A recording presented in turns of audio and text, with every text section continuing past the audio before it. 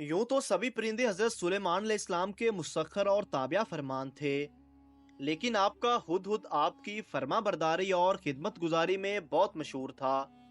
इसी हुदहुद ने आपको मलका सबा की मलका बल्कीस के बारे में खबर दी थी कि वो एक बहुत बड़े तख्त पर बैठ के सल्तनत करती है और बादशाहों के शायान शान जो भी सरो सामान होता है वो सब कुछ उसके पास है, मगर वो और उसकी कौम सितारों के पुजारी हैं। इस खबर के बाद हजरत सुलेमान अलैहिस्सलाम ने बल्कीस के नाम जो खत इरसाल फरमाया उसको यही हुदहुद लेकर गया था।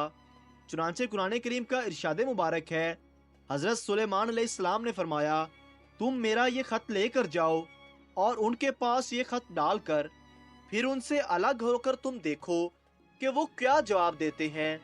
चुनांचे हुदहुद खत ले गया और बल्कीस की गोद में उस खत को ऊपर से गिरा दिया। उसी वक्त उसने अपने इर्द गिर्द उमरा और अराकीन सल्तनत का मजमा इकट्ठा किया। फिर खत को पढ़कर लर्जा बरमदाज हो गई और अपने अराकीन से ये कहा, तर्जमा, ए सरदारो, बेशक मेरी तरफ एक इज्जत वाला खत डाला गया है, बेशक वो सुलेमान अलैहिस्सलाम की तरफ से है और बेशक वो अल्लाह के नाम से है जो निहायत मेहरबान रहम वाला है। मुझ पर बुलंदी ना चाहो और गर्दन रखते मेरे हजूर हाजिर हो। ये खत सुनाकर मलका बल्कीस ने अपनी सल्तनत के अमीरों और वजीरों से मशवरा किया तो उन लोगों ने अपनी ताकत और जंगी महारत का ऐलानो इजहार करके हजरत सुलेमान अलैहिस्सलाम से जंग का इरादा जाहिर किया। इसी वक्त अक्लमंद बल्कीस ने अपने अमीरों और वजीरों को समझाया कि जंग मुनासिब नहीं, क्योंकि इससे शहर वैरान और शहर के इज्जतदार बशिंदे जलीलो खवार हो जाएंगे। इसीलिए मैं ये मुनासिब ख्याल करती हूँ कि कुछ हदायत और ताइफ उनके पास भेज दूँ। इससे उनका इम्तिहान हो जाएगा कि हजरत सुलेमान अलैहिस्सलाम सिर्फ बादशाह हैं या अल्लाह अज़्ज़ वजल के नबी भी हैं। अगर वो नबी होंगे तो हरगिज मेरा हदिया कबूल नहीं करेंगे, बल्कि हम लोगों को अपने दीन की इत्बा का हुक्म देंगे, और अगर वो सिर्फ बादशाह होंगे तो मेरा हदिया कबूल करके नरम हो जाएंगे। चुनांचे मलका बल्कीस ने 500 गुलाम और 500 लौंडियां बेहतरीन लिबास और जेवरों से आरास्ता करके भेजे और इन लोगों के साथ 500 सोने की ईंटें और बहुत से जवाहरात और मुश्को अंबर और एक जड़ाऊ ताज माँ एक खत के अपने कासद के हाथ भेजा। हुदहुद ये सब देखकर रवाना हो गया। हजरत सुलेमान अलैहिस्सलाम के दरबार में आकर सब खबरें पहुंचा दी। चुनांचे बल्कीस का कासद जब चंद दिनों के बाद तमाम सामानों को लेकर दरबार में हाजिर हुआ तो हजरत सुलेमान अलैहिस्सलाम ने गजबनाक होकर कासद से फरमाया, क्या माल से मेरी मदद करते हो?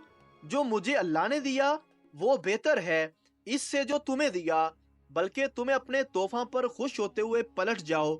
इनकी तरफ तो जरूर हम इन पर लश्कर वो लाएंगे जिनकी उन्हें ताकत ना होगी, और जरूर हम इनको इस शहर से जलील करके निकाल देंगे यूं कि वो पस्त होंगे। चुनांचे इसके बाद जब कासद ने वापस आकर बल्कीस को सारा माजरा सुनाया तो बल्कीस हजरत सुलेमान अलैहिस्सलाम के दरबार में हाजिर हो गई और हजरत सुलेमान अलैहिस्सलाम का दरबार और यहाँ के अजायबात देखकर उसको यकीन आ गया कि हजरत सुलेमान अलैहिस्सलाम खुदा अज़्ज़ वजल के नबी बरहक हैं और इनकी सल्तनत अल्लाह ताला की तरफ से है। हजरत सुलेमान अलैहिस्सलाम ने बल्कीस को अपने दीन की दावत दी तो उसने नायत इखलास के साथ कबूल कर लिया। फिर हजरत सुलेमान अलैहिस्सलाम ने बल्कीस से निकाह करके उसको अपने महल में रख लिया। इस सिलसिले में हुदहुद ने जो कारनामे अंजाम दिए वो बिलाशुबा अजायबात आलम में से हैं। तख्ते बल्कीस क्या था और किस तरह आया? मलका सबा यानी मलका बल्कीस का तख्ते शाही 80 गज लंबा और 40 गज चौड़ा था। ये सोने चांदी और तरह तरह के जवाहरात और मोतियों से आरास्ता था।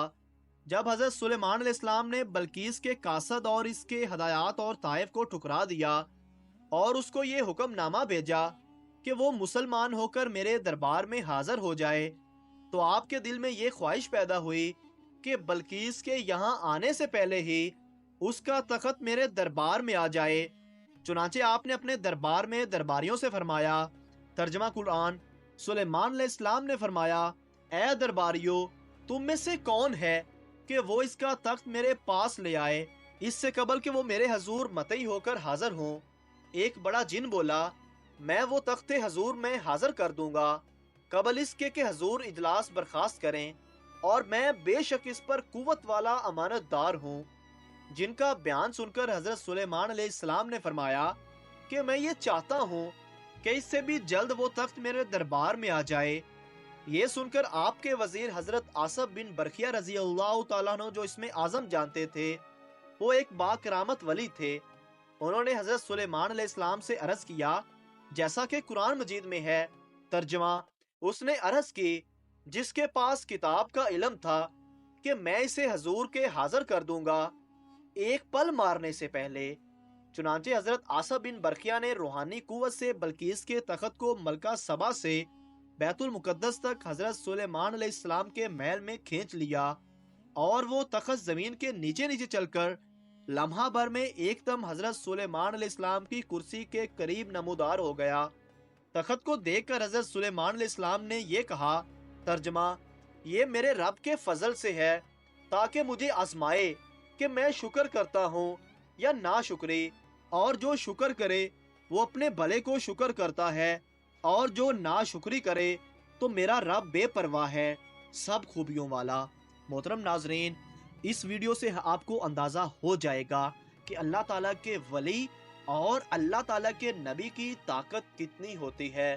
ہمیں چاہیے کہ مرنے سے پہلے پہلے اللہ تعالیٰ کے نبی کی تمام تعلیمات پر عمل کریں، اور اللہ تعالیٰ کے اولیاء کرام ان کی سنتوں پر عمل کریں۔